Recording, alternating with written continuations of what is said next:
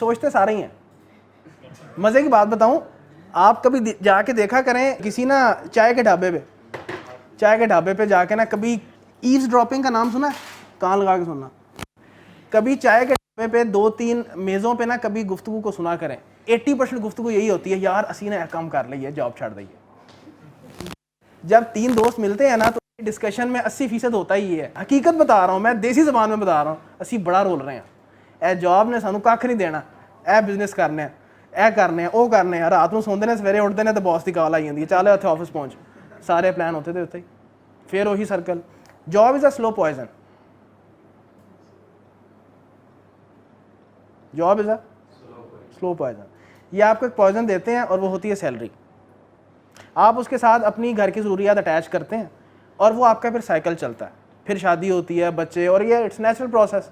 फिर आपके expenditures tie up हो जाते हैं उसके साथ। अब उससे जान नहीं छुड़ा सकते।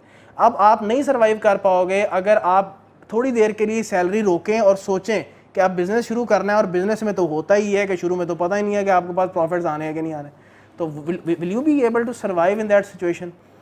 तो इसलिए कहते हैं कि जितनी जल्दी शुरू कर लें उतना बेहतर है, क्योंकि शुरू में इतनी रिस्पॉन्सिबिलिटीज़ नहीं होती। वक्त गुजरेगा, आपकी जो भी सैलरी है, 1,00,000, 1.25, 1.5, 1.70, 1.80, आपने घर की ज़रूरियात उसके साथ आप खुद देख लेना, अटैच होती चली जाएंगी। आपके दूध का बिल, आपकी सब्जियां, घर की यूटिलिटीज़, बच्चों के अखराजात, एजुकेशन, 100 बेशुमार अखराजात हैं।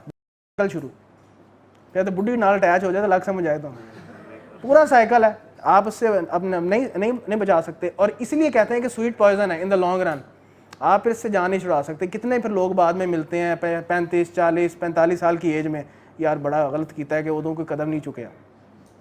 अब 45 साल एज हो गई है, अब छोड़ के कुछ कर नहीं सकते, और अब उस पोजीशंस पे पहुंच गए होते हैं 45 साल की एज में कि अब आप या CFO टाइप होंगे, फाइनेंस मैनेजर टाइप होंगे, और उस वक्त रिस्पॉन्सिबिलिटीज़ और बढ़ जाती हैं, क्योंकि अब आपने पूरे बिजनेस का फाइनेंस देखना है। पहले तो आपको AM टाइप थे।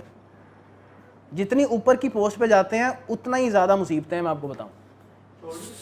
सोचते तो हम यही है ना कि हम CFO बन जाएंगे। CFO में जो भाई खुद सोचो आप, एक मिनट, CFO जब पहुंचेंगे आप स्ट्रेट किसके साथ जुड़ जाएंगे? सेठ के साथ, जो ओनर है, क्योंकि CFO से ऊपर कौन है? Owner, CEO। He is directly reporting to the CEO। सीधा वो बंदा जो पूरी कंपनी देख रहा है, उसने आपकी जान खा लेनी है, जोड़ देना पकड़ के, ऐ क्यों नहीं होया, वो क्यों नहीं होया, ऐ क्यों नहीं होया। पहले तो आप AM थे तो आपके ऊपर फाइनेंस मैनेजर था, अक्सर आप ना फुटा मार लेते थे, कहते यार सर जी देख लेना, मैं कहते मैं अपने दोस्त की शादी पे जाना, चलो वो देख लेता था, ठीक है। फिर भी कहीं ना कहीं जान बख्शी हो जाती है। आप कभी भी सेठ से डायरेक्ट नहीं होते, फाइनेंस मैनेजर देख लेता था, उसके बाद फिर कहीं CFO आता था, फिर कहीं CEO आता था। अब आप CFO हैं सर, आपने जवाब देना है अपने पूरे फाइनेंस डिपार्टमेंट का। किसी फाइनेंस डिपार्टमेंट में कोई एक खच भी बैठी हुई है ना और उसने वो काम खराब कर दिया, जिम्मा किसका है? मैं लेवल और रिस्पॉन्सिबिलिटी की बात कर रहा हूँ।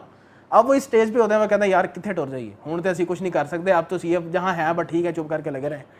हमारी अपब्रिंगिंग पता क्या हुई है कि साडा मुंडा वड्डा होएगा तो कितने नौकरी चंगी मिले। सरकारी भी छो, इस वर्ड को सोचते हुए कभी कुछ नहीं होता तुम्हें, नौकरी मिले। इसकी छोटी है, हटाओ ना जरा, बड़ा मैं नौकर बनना है मेरे की, शर्म नहीं आती कभी सोचते हुए। हमारी अपब्रिंगिंग ही ऐसी है कि यही कहा जाता है कि यार अच्छी तालीम लें ताकि क्या करें, नौकर चंगे नौकर बन जाए। बहुत अच्छा यार। तो हमारी कभी भी नहीं होता कि पढ़ लिख के अच्छा बिजनेस, कभी सुना है ये कहीं डिस्कशन होती हुई? कहीं माइंड ही नहीं बिल्ड किया इस नेशन का, ना होने दिया।